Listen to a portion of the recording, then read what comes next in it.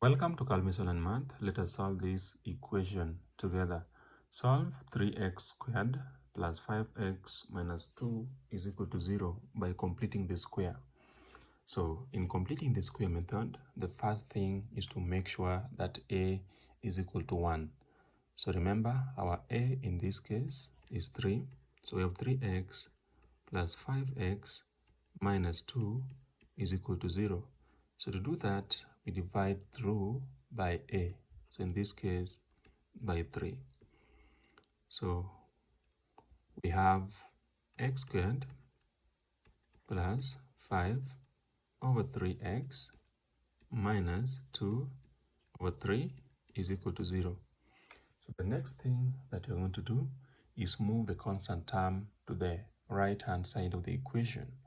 So you're going to have x squared plus 5 over 3x is equal to positive 2 over 3. So at this point, we do not have a c in the left-hand side of the equation. So we introduce 1. And remember that c is given by the square of half of b. So in our case, b is 5 over 3. So half of b will be 5 over 6. So we're going to have x squared plus 5 over 3x plus the new c, that is 5 over 6 squared, is equal to 2 over 3. And remember, we have to maintain the balance. So we also add the new c to this other side of the equation. At this point, we just take a perfect square on the left-hand side. That is, just pick the square root of x squared and the square root of the new c, and then we square that. Then we simplify what we have on the right-hand side. So that is 2 over 3 plus 25 over 36. So we can simplify this.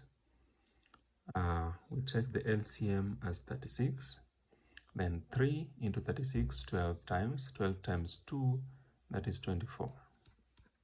Plus 36 into 36 once times 25, that is 25. So it means here we have 49 over 36. So what we have now is x plus 5 over 6 squared is equal to 49 over 36. So what we do is take the square root of both sides of the equation, so that we have x plus 5 over 6 is equal to plus or minus 7 over 6, which is the square root of the right-hand side of that equation. So it means, therefore, that x can be given by minus 5 over 6 plus or minus 7 over 6. So this brings two values of x. So the first one is x is equal to negative 5 over 6.